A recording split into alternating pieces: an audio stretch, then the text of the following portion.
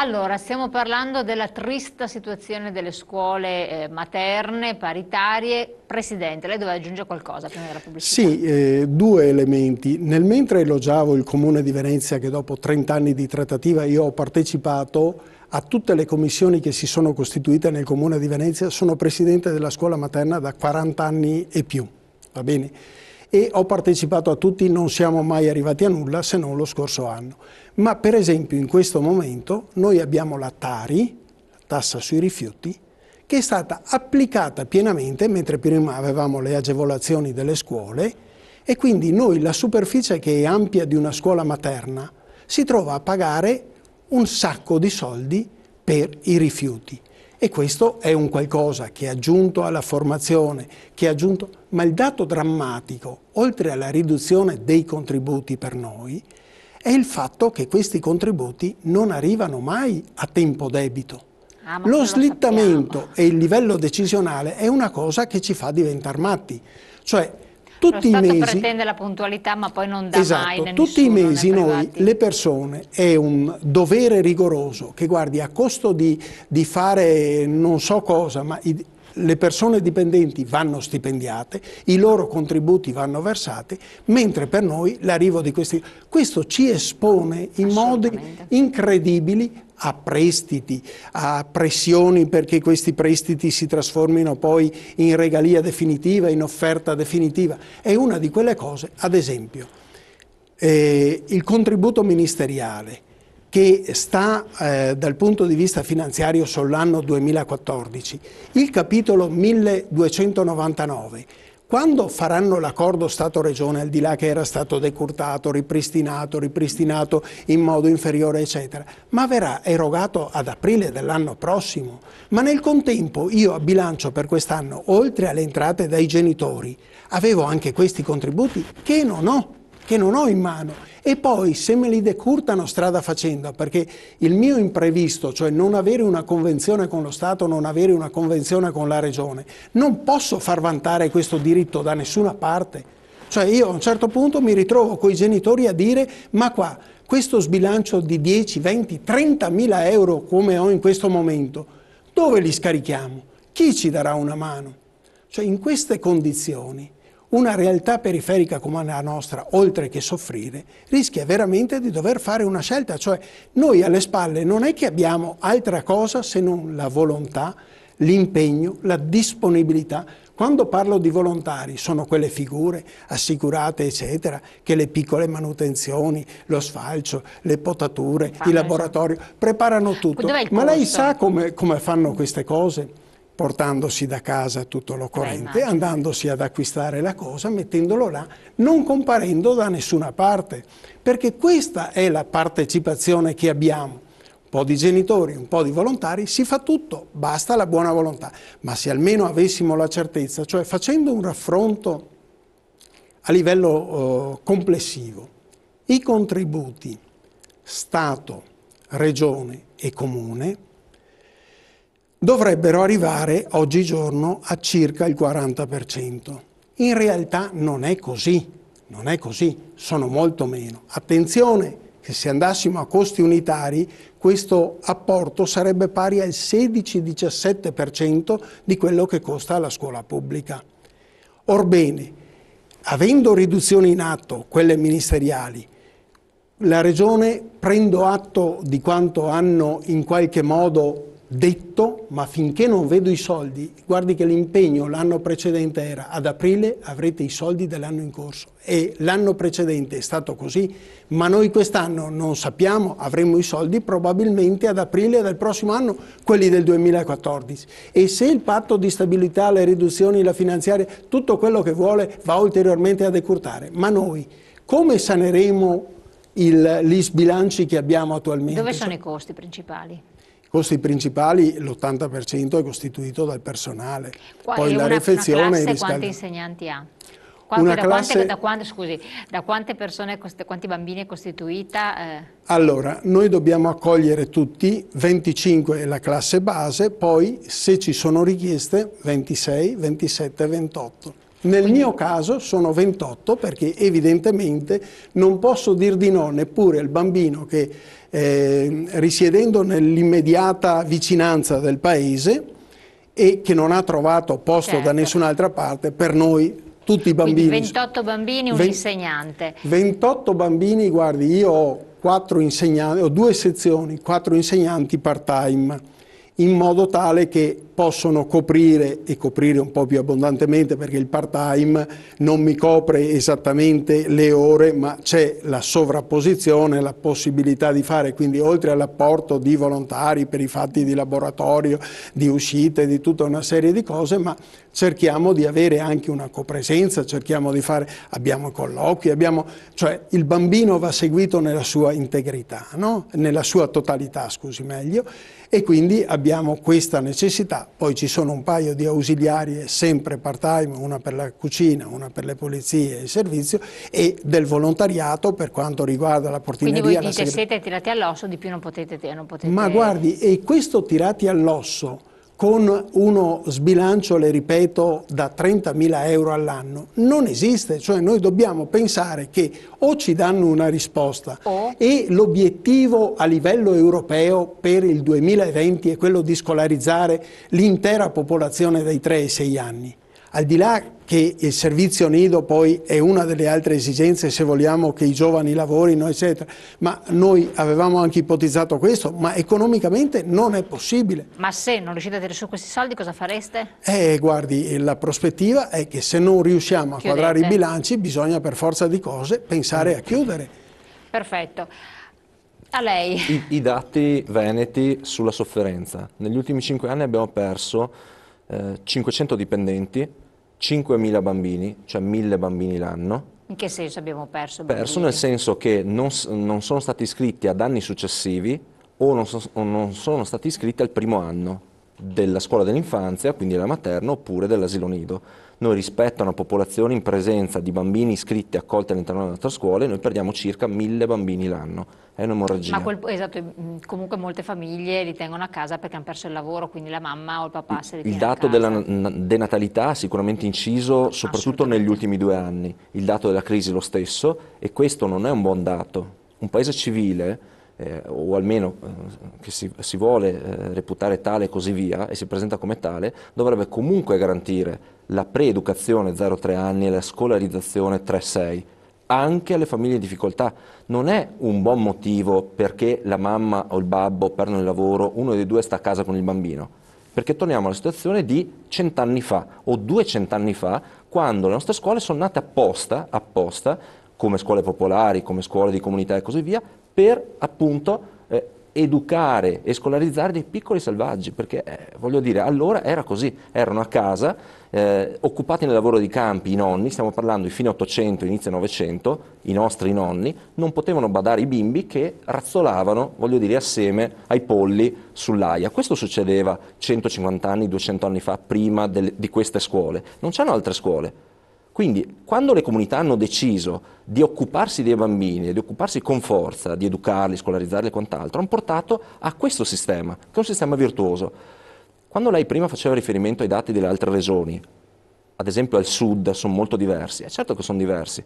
Quando lei prima diceva ma è stato opportuno l'investimento da parte della Regione Veneto e da parte magari dello Stato e dei comuni sul Veneto, in particolare le regioni e i comuni veneti, sulle scuole e sui nidi? Assolutamente sì. Noi abbiamo l'eccellenza dei bambini alla primaria, sulle prove invalsi a livello nazionale, sono i bambini veneti in matematica e in altre materie, i più bravi, quelli che risultano avere i voti e i risultati migliori, al pari di quelli milanesi e lombardi, in particolare milanesi e trentini. Allora, il Trentino è una regione a statuto autonomo e hanno delle risorse che noi ce le sogniamo. I bambini lombardi, per tutta una serie di motivi, hanno ben altre risorse perché il PIL, voglio dire, della Lombardia è leggermente diverso da quello veneto, quindi sia i comuni sia la regione possono sicuramente partecipare di più, però ripeto, i nostri bambini sono i più in gamba a livello di prove invalsi alla primaria. Perché questo? Perché provengono da un sistema precedente che è quello diffuso capillare delle scuole paritarie e anche delle scuole paritarie comunali e anche delle scuole statali. Quindi è un sistema integrato pubblico-privato in Veneto, ma privato paritario, ripeto, e senza fini di lucro e così via, che va assolutamente mantenuto. Al sud Renzi parla di 1000 scuole in 1000 giorni, al di là voglio dire dello slogan, non ce la farà mai, cioè glielo auguro, È ma uno slogan, siamo abituati agli slogan. se parliamo di abbiamo... 1 milione e mezzo di euro a scuola è evidente che non ci saranno mai queste risorse, però mette il dito su una piaga, nel senso che le regioni del centro-sud, voglio dire, hanno una copertura sulla fascia età 0-3, quindi i nidi, e 3-6, che è assolutamente ridicola rispetto alla nostra. Quindi gli obiettivi che l'Unione Europea, obiettivi di Lisbona 2020, a cui prima Fiorenzo faceva riferimento, sia per la scolarizzazione dell'infanzia, 3-6 anni, sia della prima infanzia, noi qui nel Veneto li abbiamo già raggiunti e dobbiamo mantenere questa posizione qua. Quando ieri ci siamo seduti al tavolo assieme alla Regione, con l'assessore Bendinelli al sociale, il neoassessore, finalmente abbiamo chiuso una partita, diciamo il 2014, dove c'erano 42 milioni di euro a bilancio regionali, stanziati ancora a fine 2013 per il 2014, teoricamente dovevano essere liquidati, avere la delibera di liquidazione intorno ad aprile 2014, ne abbiamo parlato praticamente a fine novembre. È evidente la difficoltà di chiudere in pareggio a fine anno, non ce la faremo mai, quindi avremo entro fine anno l'impegno, perché si è impegnato appunto l'assessore nel farli arrivare, quindi 21 milioni di euro ai nidi e 21 milioni di euro all'infanzia, e quindi a confermare quei soldi. In realtà l'incontro non era iniziato sotto di buoni auspici, nel senso che c'era la prospettiva di un taglio di circa 7 milioni di euro. Abbiamo fatto capire l'importanza di continuare a sostenerle. Il 20 di novembre, cioè fra meno di una settimana, c'è la giornata mondiale dei diritti sull'infanzia dei bambini. Cioè vogliamo celebrarla in modo degno e fare in modo che la Regione continui ad impegnarsi. La Regione l'ha fatto, quindi abbiamo chiesto alla Regione di battere un colpo e l'ha fatto finalmente. Quindi il patto con le famiglie e con le comunità e soprattutto il patto con i bambini, con il futuro dei bambini veneti. Benissimo, la Regione l'ha rispettato. Benissimo, la Regione Veneto ha rispettato questo, ha dato un aiuto alle scuole paritarie, Certo. quindi alle famiglie, ai bambini, ha fatto un passo avanti importante, ma lo Stato, ed è questo un problema. E poi dico un'altra cosa, la Regione Veneto tante volte, in ambito regionale, non tanto la regione, hanno fatto tante cose anche in passato, poi scopri varie iniziative eccetera, rendendole più virtuose sotto vari profili, poi per carità non entro nel merito politico, però di fatto sempre silente, come diceva, noi abbiamo fatto, siamo stati, ma sempre nel silenzio. Poi quando arrivano i problemi montano, quando si rendono conto che c'è da mungere sempre di più e spremere, poi magari qui non c'è più la possibilità di dare, le questioni emergono in tutta la loro evidenza. Perché voi non avete alzato la voce o propagandato quanto bravi eravate, quanto virtuosi, quanto Perché? No, guardi, e a questo punto sarebbe stato un elemento forte, perché a un certo punto ha ragione. Noi, il nostro movimento e la nostra associazione deve fare mea culpa di questo, perché allora le famiglie all'interno delle comunità hanno sempre dato per scontato, perché c'è sempre stato. E quello è il fatto, sempre dar per sempre dato per scontato l'esistenza di queste scuole, della bontà di queste scuole, del fatto che i docenti fossero preparati, che voglio dire venisse fatta formazione in un certo modo, che ci fosse qualità e così via, e che tutti i bambini fossero accolti, perché anche laddove non c'è la possibilità di pagare le rette a parte dei genitori, si fanno i miracoli e abbiamo sempre dato per scontato questo, come famiglie prima genitori. Come volontariato, perché il volontariato che qui è fortissimo in Regione Veneto è dato per scontato. Bisogna comunicare quello che si fa. Infatti siamo qui in trasmissione e vi ringraziamo appunto anche per questo, perché dobbiamo farci conoscere. È una realtà fortissima, va comunicato quello che facciamo, vanno comunicate soprattutto le buone pratiche. Bravissimo, io volevo dire anche un'altra cosa, perché lei ha detto ci sono tanti che contribuiscono agli sfalci dell'erba, questo e quest'altro nel silenzio, no? E là sarebbe un onere vostro. Voi dovreste in qualche modo dare visibilità a queste aziende, a questi privati, magari stimolare i papà e le mamme dei bambini che hanno la villetta, ce ne sono, che prendono il giardiniere, che prendono quel giardiniere, perché quello fa anche volontariato, che almeno si prende. Lavorare con una mentalità un po' diversa, perché adesso, io lo parlavo anche con responsabili del terzo settore, con la fondazione Zancan, eccetera, bisogna cercare di essere proattivi, cioè pensare a trovare soluzioni, poi sbandierarle al vento, perché vuol dire noi siamo talmente bravi, talmente tanto bravi che abbiamo fatto anche questo, però se no il povero giardiniere che si dà la disponibilità a sfalciare il prato lo fate pertanto per cuor buono suo, a questo punto no, lo fai per e io come scuola scriverò un cartellone, ringraziamo il giardiniere Tizio, non so, faccio l'esempio, la signora Matilda Caia, e per le torte dei fine settimana Sempronio, della pasticceria Sempronia, è anche uno stimolo. perché la comunicazione sono soldi, cioè sono soldi, voi li commutate in questi termini qua. Ho fatto la battuta, però non è che ho dato la battuta, gli americani fanno così, a un certo punto vuol dire, cioè, impariamo anche da lei ha chi sottolineato quello che di fatto avviene, perché l'idraulico, l'elettricista, il falegname intervengono anche loro con il materiale, il loro intervento, tutto gratis. Ci manca forse il segnalare che sta avvenendo questo in modo eclatante. Caspita, ecco, ma modo guardi, eclatante. credo che il nostro primo l'idraulico, errore... vabbè, lasciamo stare con quelli che si fanno pagare ancora, se no va troppo. Guardi, No, secondo me, di quelle parcelline dovrei che fare un monumento a quello che da oltre 40 anni mi sta facendo di tutto e di più. Ripeto, a spese e lavoro suo, e con l'aiuto e la collaborazione di nonni, genitori, eccetera. Allora, dicevo, l'errore nostro fondamentale è che non abbiamo mai preteso, per esempio, anche solo con la Regione, che magari poteva avere una certa sensibilità, la Convenzione che ci dava la garanzia. Lei immagini cosa vuol dire per lo Stato avere su 2 capitoli i fondi a noi destinati. Di questi 2 capitoli, se voi avete le erogazioni avvengono in 3 volte, di cui una dopo l'accordo Stato-Regione a fine anno. Gli altri 2, quando avvengono e vengono trasferiti dopo tutto l'iter che devono fare, il decreto dirigenziale che passa, viene esaminato, Corte dei Conti, eccetera, fa tutto l'iter, no? Quindi dal momento in cui chi a titolo decide bene, una tranche del 1477 la invio a destinazione, perché effettivamente siamo... Da quel momento i tempi sono una di quelle cose che farebbero impazzire chiunque, nel senso che la prima procedura romana è di per sé lunga, ma una volta arrivati alla Regione, l'assegnazione attraverso gli uffici scolastici territoriali è un altro disagio infinito. Per esempio l'ufficio scolastico territoriale di Venezia è una cosa, guardi, incredibile. Mentre gli altri magari si prodigano per cercare di essere abbastanza tempestivi, quello di Venezia è proprio una cosa. Poi, dai primi di dicembre... mi faccia concludere... No, se la tenga. Ufficio, abbiamo trovato un nodo. Avete mai sollevato la questione, cercate di risolvere, perché la gente dice, vabbè, allora come... No, abbiamo coinvolto anche l'ufficio scolastico regionale su questo, segnalando varie volte i disguidi che sono capitati a Venezia. Abbiamo anche attivato una diffida giudiziaria circa un anno fa, a novembre, che ha velocizzato in quell'occasione l'erogazione di contributi. Ecco. In realtà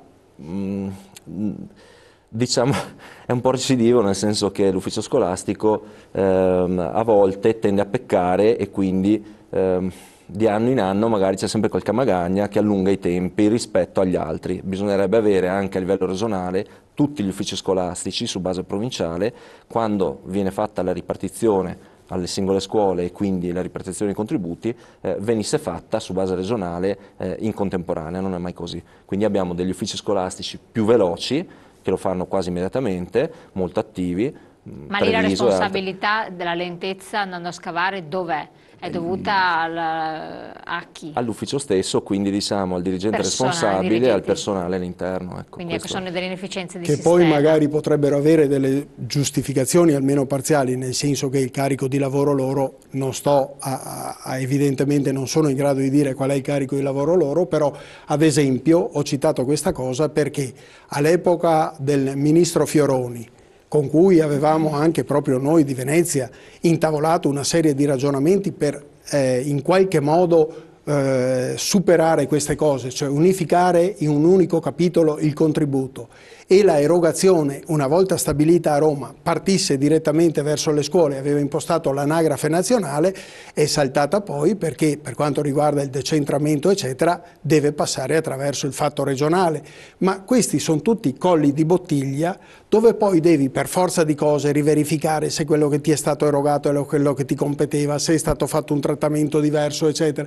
e i tempi si allungano. Come arrivano i primi giorni di dicembre, non è più possibile fare alcun mandato, risultato, quello che magari era partito a luglio dal Ministero, ti arriverà l'anno prossimo. In queste condizioni, guardate, veramente, io ho pagato gli stipendi questo mese di novembre, non so se pagherò dicembre e la 13ª. Ai noi, pubblicità, poi torniamo insieme.